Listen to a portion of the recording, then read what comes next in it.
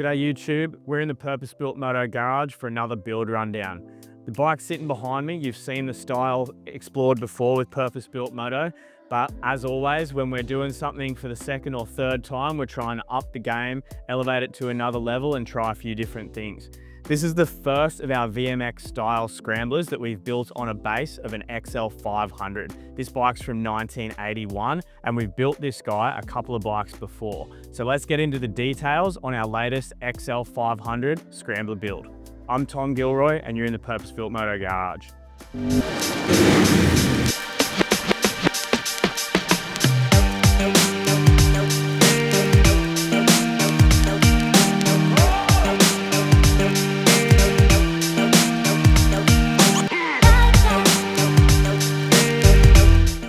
Now this bike's been with us for a while. We had to put priority on Phil's other two bikes. So his first bike that came through the Purpose Built Moto garage was the Gravel Gorilla, the Harley Fat Bob that we built a couple of years ago. Second one out of the lineup was the red and white XT500, which was built again in this style, but Phil really wanted a sort of matching pair. So he had an XT500 when he was younger and he also had an XL500. So he went out and bought both of them and sent them into the shop. This one got put on hold for a little while we finished up his other projects, but we're excited that this one's on the road and I reckon it's probably my pick of the two that we've built for him. Just the colorway, the fact that it's a Honda, we've done a few XTs before, and you don't really see many people going too deep on these XL500s. So let's get into a few of the details, starting with the engine build.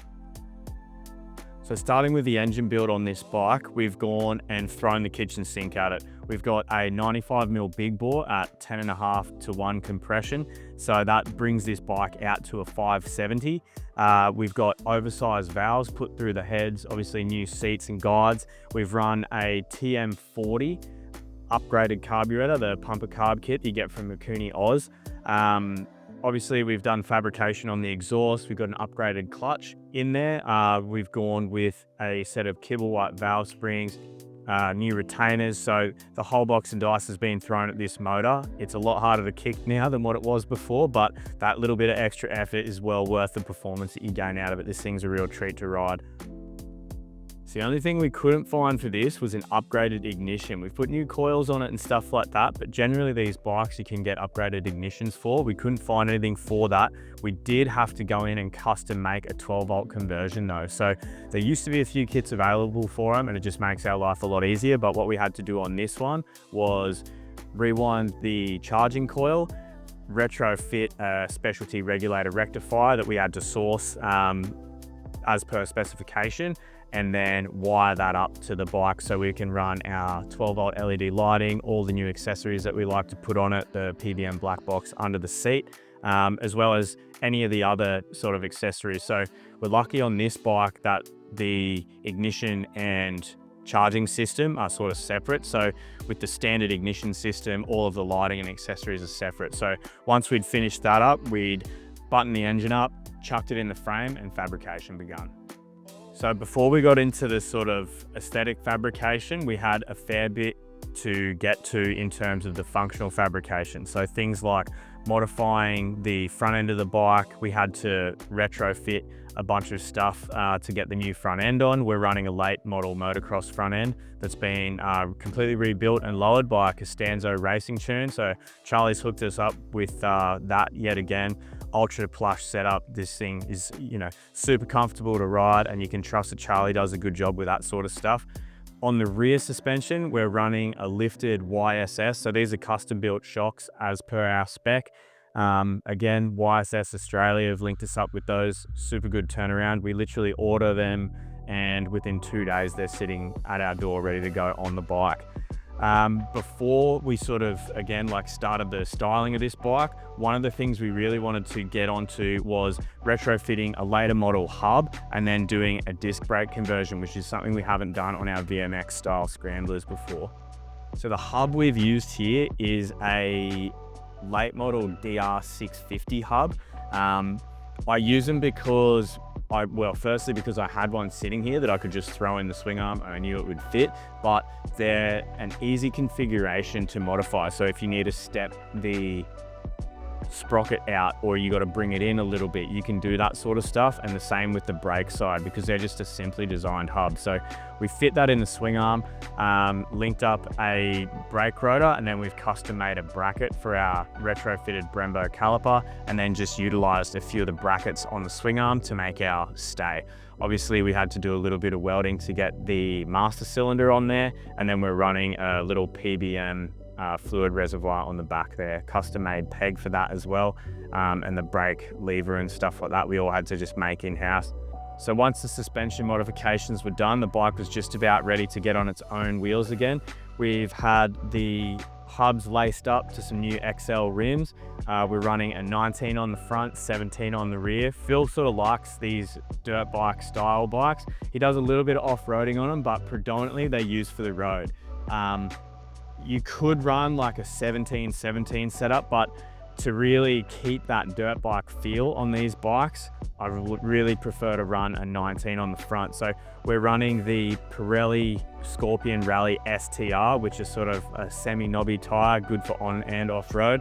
So we've got a 110-19 on the front and a 140-17 on the rear. That brings us up to the front end, and to start the fabrication, we've knocked up a really nice set of fork shrouds here. These are custom made aluminium. We do that on all of our VMX Scramblers. It's just a nice touch. The finish that you get is a lot better than retrofitting like the YZ4 plastic setup and then painting them to color match. So we just hand fabricate them out of aluminium. You get a really nice finish, and we can knock them out pretty quick because we've made a fair few of them now too. Now, when you're talking about XL500s, especially before they went to plastic tanks, those steel tanks are really the star of the show. So the order of the day with this project was to keep things simple and let that tank really shine. So the fenders have just been shaped up. They're quite functional. There's nothing special about them. They're just a nice, easy shape. They're, they don't sort of draw too much attention with crazy detail or anything like that. We just wanted to keep it nice and simple, something sleek that fits really nicely over this 19, and then would also house our nice custom headlight bracket as well. So we've shaped this up again out of some sheet metal, put a nice little headlight nacelle there, and then in the vein of the old races and stuff, put just a sort of semi fender bracket here. So they used to use these back in the day as like a stabilizer, where you would have a bar that runs out onto the front fender, but this one is more just there for the looks. I really wanted to sort of add something to that and link our front headlight nacelle into the front fender. We're running the Purpose Built Moto Flashpoint 4.5 inch on this one. The bezel's been nicely polished up, and then we're also running the hollow tip LED indicators on the front. So we've just utilized the top triple clamp bolts, put a little mount on there and tucked them in nice and tight so you don't get any sort of garish lighting hanging out. Moving into the cockpit now.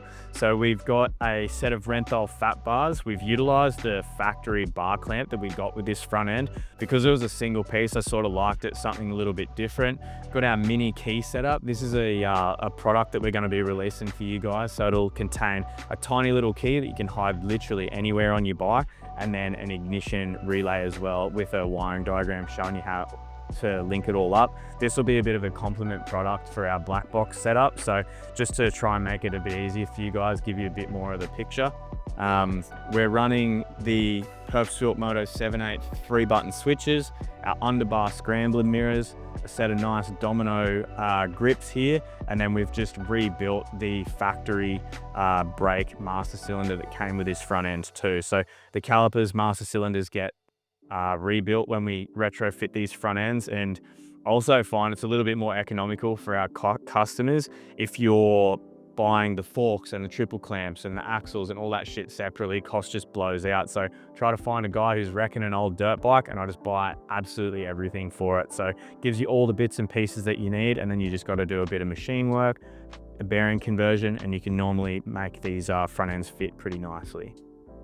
We've fit up the Daytona Diva digital dash. We really like using these things on our Scrambler projects. Super clean digital dash, and it's got all the functionality plus a bunch of other stuff that we can't even use on this bike, like shifting and oil temperature and fuel gauges. So obviously on a bike like this you can't use that, but super nice bit of gear.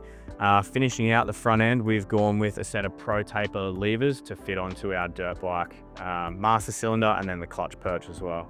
Coming towards the back of the bike, Like all of our projects, we've got a really nice custom fabricated header here that links into a stain tune rear muffler. So Stain Tune have obviously come back to life after shutting down a few years ago. So we were able to get our hands on a couple of these mufflers, which are sort of true to form for this 70s, 80s, 90s era dirt bikes. They were super prolific, especially on the XR600. So I wanted to sort of make sure that we had something like that on there. While you can get prettier mufflers like FMF and Pro Circuit and stuff, they're quite modern looking. And although I probably wouldn't pick this as the nicest looking muffler, it sits super well on this bike, and as far as like an XL500 goes, it fits perfectly. I couldn't think of anything better.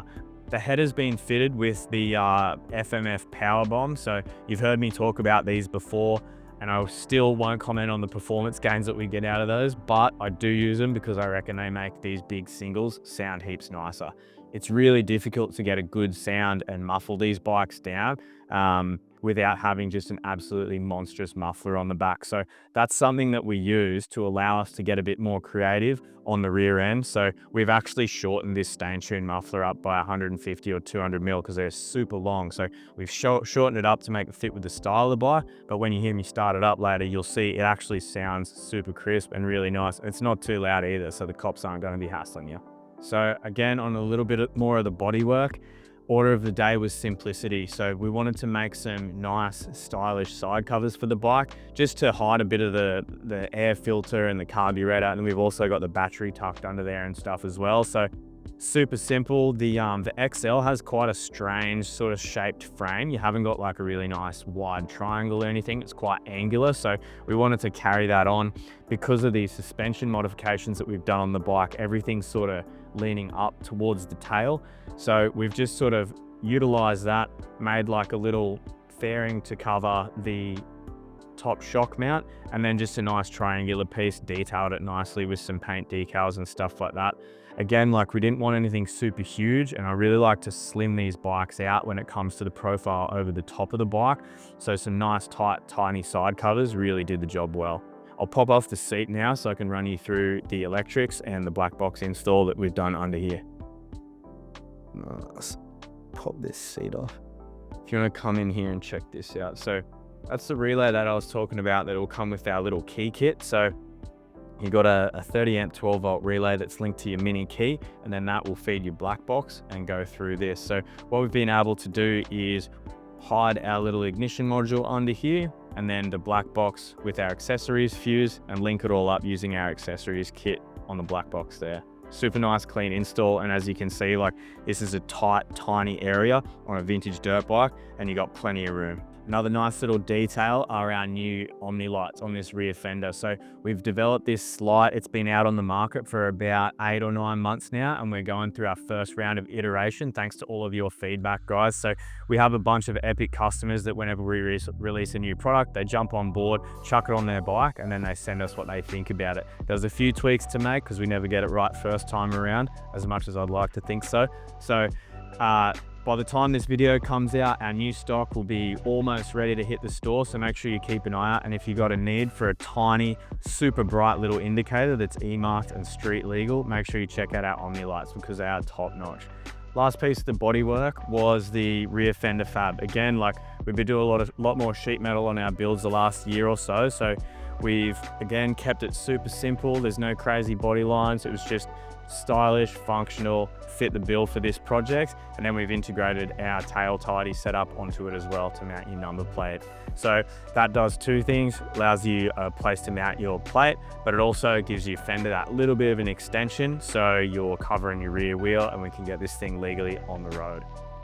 We've styled this thing out with, a bit of a shopping list on the back and some decals and stuff, which I'll run you through now. But before we get to that, I've got to talk about today's video sponsor, Motol. One of the most important things we do here at Purpose Built Moto is stand behind our product. We build high quality, creative motorcycles, and we have to use the best parts and components as part of that. Motol has been a partner with us for a very long time now, and that's because I can trust their product, and so do a lot of other professionals in the industry as well. Their oils, fluids, and cleaning and maintenance products are second to none. So I highly recommend next time your bike needs a service or a clean, go check out the Motol product range and make sure you're using the best quality gear for your motorcycle.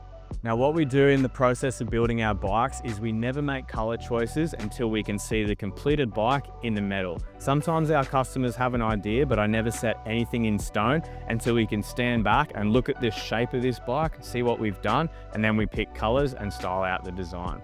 Phil was pretty hands off because he trusts what we do here, and I appreciate that, Phil. Thanks for letting us have the run of our creativity on this one. So I wanted to build off the iconic XL500 tank like I mentioned before. It's a super unique style and a really, really cool piece of these bikes as they come from factory. And they've just got sort of got like the red sides and a big black strip over the top. So we've taken that, styled it up a little bit with a nice silver pinstripe, and then taken that style and applied it to the rest of the bike. We already had our forks and triple clamps anodized black when they came back from Costanza, so that sort of set the tone as well. We wanted to elevate the style a little bit rather than just having a hard line between the red and black. So Justin from Pop Bang Classics, our painter, has gone through and added a super nice little silver pinstripe on any areas that have a black to red transfer. So on top of that, we've gone and decked this thing out with a few really subtle details. So on the side covers here, we've got a modified XL500 logo with that sort of XR600R put on the end of it because this is a racing bike, man. The R stands for racing. Anyway, so we've got the Purpose Built Moto Delta sitting here, and then because this is part of our signature series, we've got the Purpose Built Moto signature sat proudly right on the tank here. So as you guys know, the signature series is reserved for our top tier builds, something that I decide when we're, so it could be right at the end, could be halfway through, but I take a look at the bike and think, you know what, this really deserves to be put on a bit of a pedestal as a bit of a showcase of where we're at the time and the quality of project that we're turning out, and just sort of like, if I really like the style and the process that it's been, the customer's been great with us, I'll chuck the signature series emblem on it. So this XL is, sort of a pinnacle of our vintage motocross style scrambler that we've been developing for a little while, and they're just going to get crazier from here. If you have a little sneak peek on the bench over there, you'll see the next one that's coming out. That'll be next year's. Can't look at it too much. Anyway, the rear fender has got a little bit of a shopping list. So we've got a few of our partners here. We've got Motol, Pirelli, DNA, emblazoned on the rear fender. Just a little nod to that motocross style. Everything else, guys, black, red, simple, beautiful. I'm gonna give this thing a start now, guys. Hopefully it doesn't blow my leg off for that nice high comp piston we've got in it. And hopefully it's kind to my foot. There's a bit of a trick to starting this one. Ooh, I've almost figured that trick out. Not quite yet though. There we go. That's bone cold too.